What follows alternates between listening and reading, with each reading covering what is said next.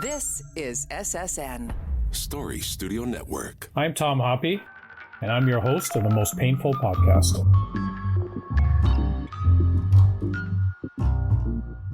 I want to thank the audience for its great support for this show and all the feedback you provided.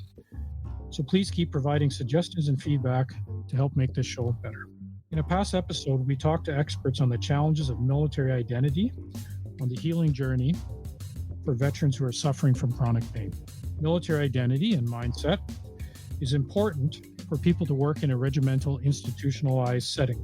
Professional athletes have some of the same identity challenges. In the U.S., there is a program where professional athletes and veterans work together to learn from each other's experiences. What can veterans learn from professional athletes to help them in their transition?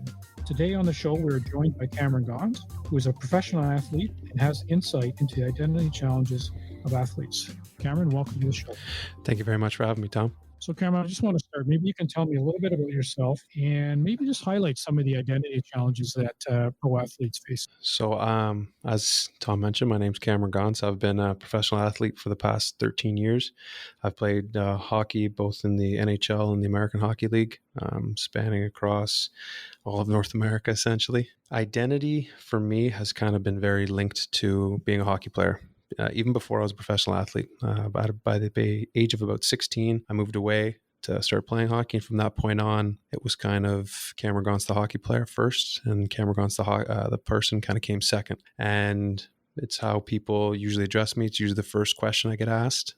And it's typically how, when I was younger, how I found my self-worth was how well I was playing or how far I was progressing in my career. If I was doing better in my job, it meant I was doing better in life. And that's a problem with a lot of athletes. And it's something that a lot of them struggle with during and after their careers. How do they then find their self-worth and their identity if what they've been so closely linked to is no longer there?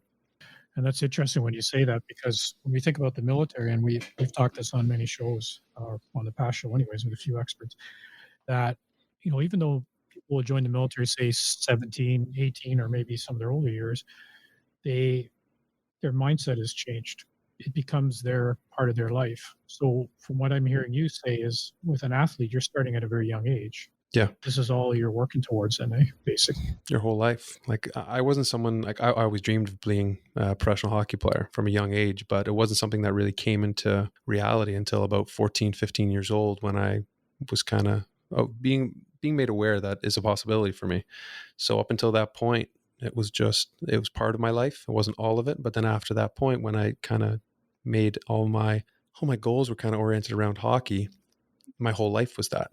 It's a 24-hour job and 365 days a year, just because everything has to be geared towards becoming the best athlete you can. And so when that happens, when everything's geared towards that, that's how everyone else sees you too. If we're out at dinner, I might be ordering something different than other people at the table. And sometimes a question gets brought up, or of course you get pointed out like, oh, you're eating this, or, oh, you're eating that, whereas everyone else gets to do something different. So it's hard to escape it. Like, you have the people around you who kind of know you as a person first and foremost, but even then it's hard for them not to understand and realize that you're going through something completely different than everyone else in your life.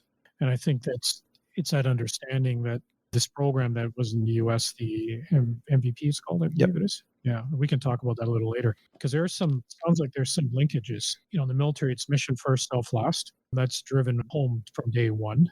In the military, becomes your family and your life. So that's what we focus on. So from what you're saying, it sounds like it's the same in hockey.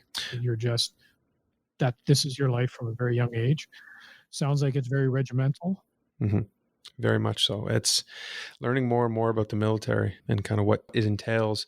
It does sound very similar, obviously, to much different scales and a much different severity, but at the same time, it's all based around what's best for the team, what's best for your job, what is going to make you the best player you possibly can be, and in turn, what is best for the team. And you're constantly thinking that, like, guys are always playing through injuries, or sometimes have to realize that maybe an injury you have might not be what you should be playing through, because it could hinder the team. And their everyday life, kind of the discipline has to be shown every day. And discipline to a lot of guys, and to myself, is what discipline really is to me is it's what you want most, not what you want right now. And that has to go into your everyday decisions. Like, sometimes, there's things that you might want more at the time, but it's not going to be best for you down the road. And it's something that constantly has to go into your mindset and the decisions you make. And it's what's best for the team and what's best for you as an individual in your sport.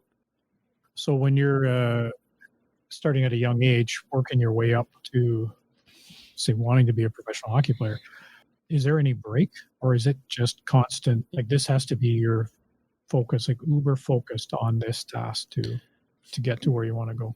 For me, you have to be uber focused. I'm not the most talented guy when it comes to God-given gifts. So for someone like me, I have to be extremely focused. I need to be thinking about what's going to make me the best player I can possibly be. How am I going to maximize my potential? Because not everyone's potential is the same. Like, we can all put in the same amount of effort. I could say I'm the hardest working person in the world. Doesn't mean I'm going to achieve the same results. But I want to know that when my career is over, I've maximized my potential and done everything I could to be the best player I possibly could have been through my time. Because an athlete's career only lasts so long. Father Time's undefeated. So at some point, doesn't matter how much I put in, I'm going to be reaching diminishing returns. So from a young age, for me, it was always uber focused. Like, yes, sure, there's going to be some things that the greater good might be a bit of a break in terms of maybe mental lapses here and there, trying to spend some time with friends and family, because the mental break might be more important for me at the time, because it would lead to more of a benefit down the line. And then trying to figure out what is going to be best. You have so many decisions to make. Is this trainer better? Is that trainer better? But it's something you always have to be thinking about if you want to maximize your potential. Kind of the same thing with the military, is what you put in is what you get out of it. We all kind of start at the same starting point, which is basic training, and that's where the mindset and identity sort of changes. And then you just got to kind of, I guess, keep pushing through and try to do the best you can.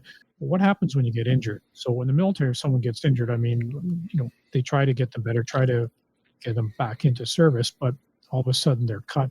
And we find that's where a lot of the struggles are with identity. What happens in the professional sports? I mean, if this is who you are and all of a sudden you get a severe injury in a game, how does that transition look like? That's a tough question to answer, especially as someone who's still under contract with the team. But every organization's really improved with that. That's something that, unfortunately, the players haven't quite caught up with the organizations. I'm someone who, for example, might play through things that I probably shouldn't. I've played in the past through broken hands, fingers, separated shoulders, broken nose, things of that nature. That it's not what my always thing is. There's a difference between hurt and being injured. Being injured, you can't perform your task. It's too debilitating. Therefore, you're hindering your performance and you're putting your team at a disadvantage. That's injured. That is when there's no question about it. But being hurt is something different. Being hurt is you're playing with pain. You're still able to perform, but it's more of a discomfort. And that's what a lot of players push through. Guys will push through. Like, for instance, when I had my broken hand, I played through it for 2 weeks until we knew for sure it was broken, because I'm not taking myself willingly out of the lineup knowing that I'm probably going to be replaced, and then it's going to be hard to get back into the lineup. And again, like you talked about, your identity then, well, if I'm not a regular everyday player because I got injured, now I can't get back in the lineup, I will really struggle with that. I'll struggle to get back in the lineup, which means sometimes earlier in my career, especially, that would affect my relationships with other people, because all of a sudden I'm down on myself. I'm not sure how other people view me. All of a sudden, if Cameron's not playing, he's a constantly healthy scratch. Obviously, he's not achieving what he should be achieving. He's slacking off, or he isn't doing what's necessary. So obviously he's failing and he's less than when he was before. So that's always what's kind of running through your mind. So if someone gets hurt, you play through it. And unfortunately, that's what a lot of athletes have. And that's just the reality of it, because at the end of the day, we're in a business. And if you can still perform, you still perform. I don't know how many times you're going to ask a professional athlete how you're doing, and they're actually going to be at 100%, because there's always something going on. But as an old coach told me, no one cares. If you've got something going on off the ice, if you've got something going on with your body, if you can still perform, because at the end of the day, if you decide to play, that means you have to play. It's up to you then to get through the game, because nobody cares. Yeah, and that's when you're saying that kind of strikes some similarities in the military too, where you push through pain. You could be on a career course, you could be out in the field, you could be overseas on a tour. You can't just take time out. No. And you got to push through the game in our sense, right? Push through that game and get the mission done. So we look at veterans who suffer with chronic pain, and some of the research out there is showing, these they just become numb to pain because of this. And possibly many are not aware of it because it just becomes like breathing air. It's a natural thing. You just move through and carry on. So is there any, like, in professional athletes, or I guess in your experience, about teaching about awareness and identity, or having understanding of what pain is? But I guess at the end of the day, does it really matter? You got to play, right? So Yeah, well, in terms of the pain, like, organizations have done, again, they've grown leaps and bounds. Like ours, for instance, they do a really good job of monitoring the players. Sometimes they're the ones that have to make decisions for the players, like, you're not playing tonight, or we're keeping you back because you could risk further injury. I can speak to only the organizations I've been in, and this one in particular does a very good job of that. They really are putting our health first. But unfortunately, sometimes they don't have all the answers because we have to relay to them the pain that we're experiencing. Because yes, sure, an MRI or a X-ray can show something, but sometimes it doesn't show everything. So then it's left to the player to relay the type of pain they're experiencing. For some of us, like you said, talking about people getting used to it, it's just an everyday occurrence, like aches, pains. It's just something that comes with the territory. So you're used to it. You pass it off as nothing.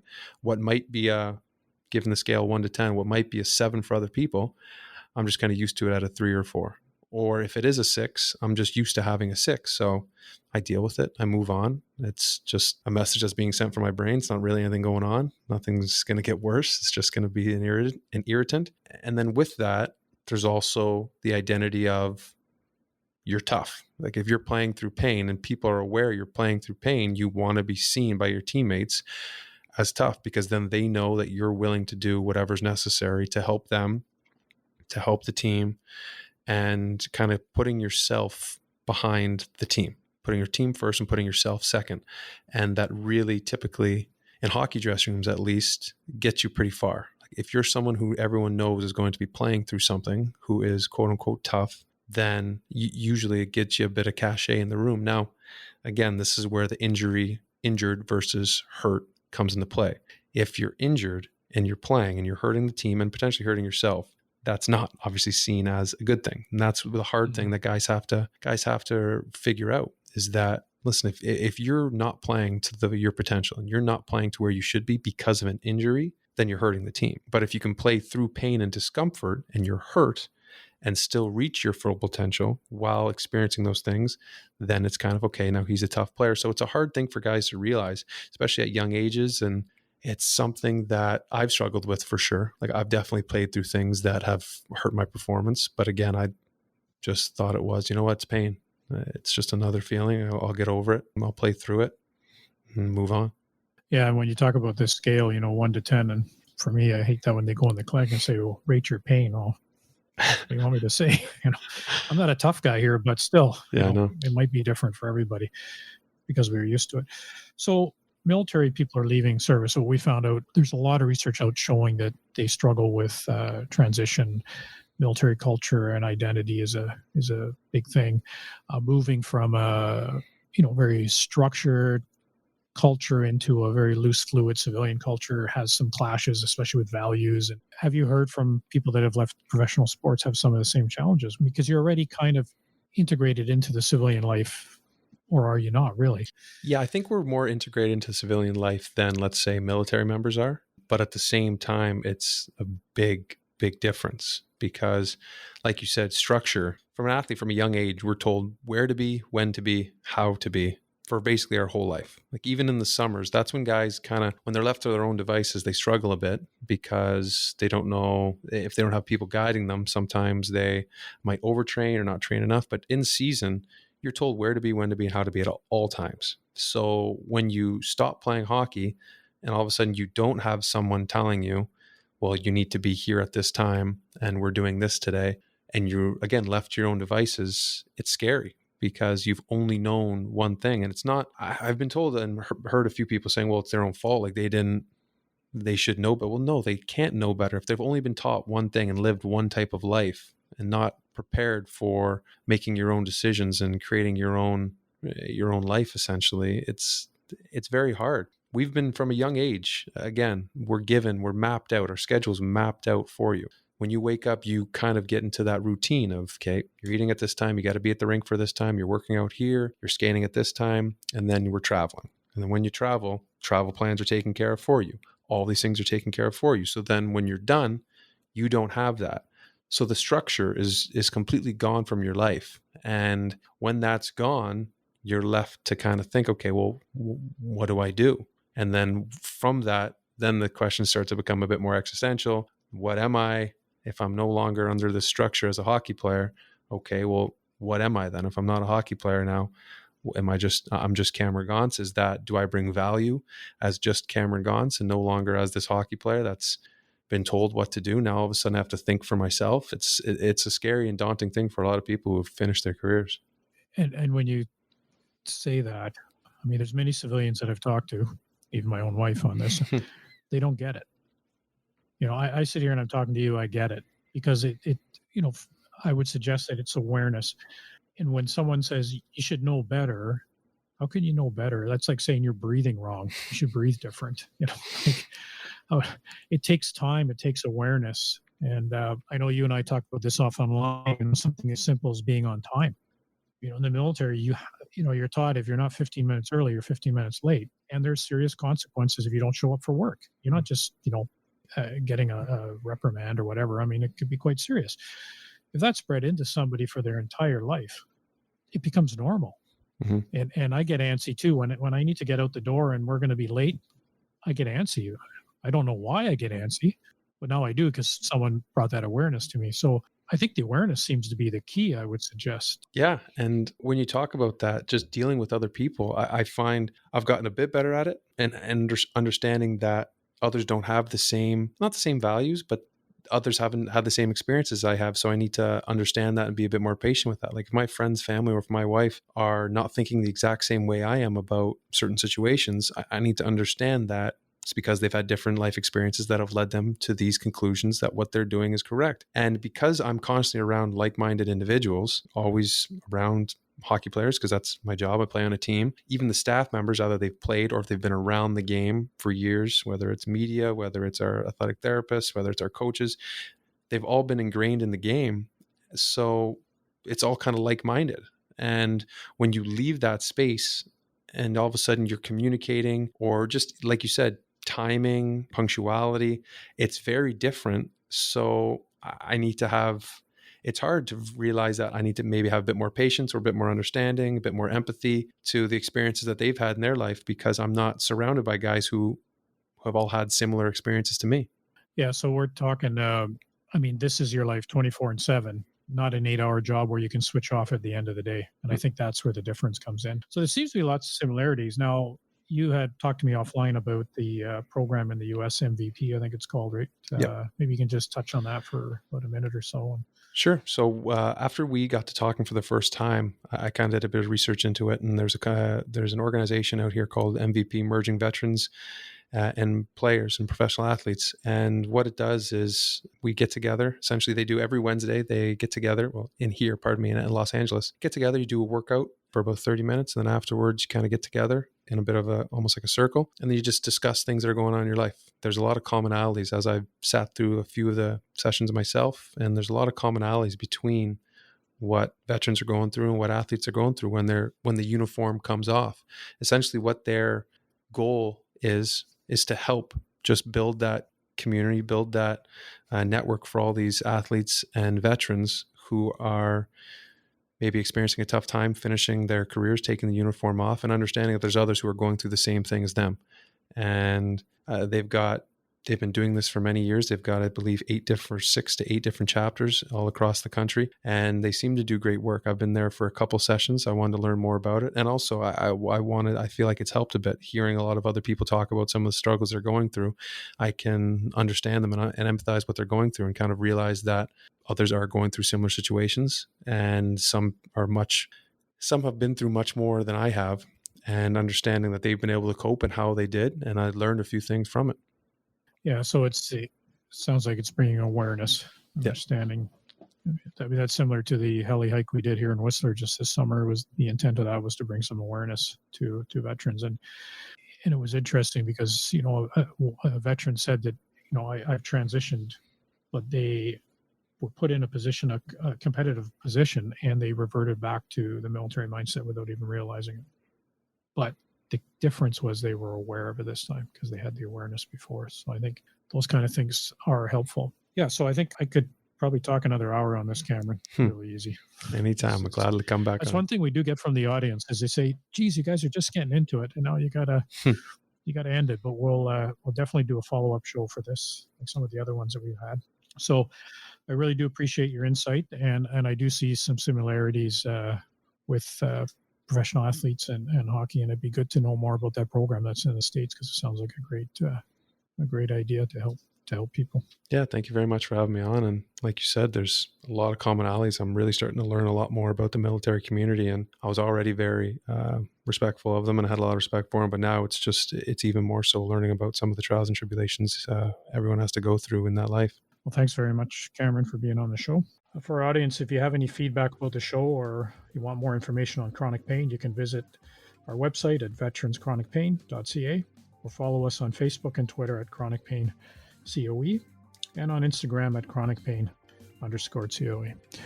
Thanks again, Cameron. And to our audience, stay healthy and keep hope alive. Thank you.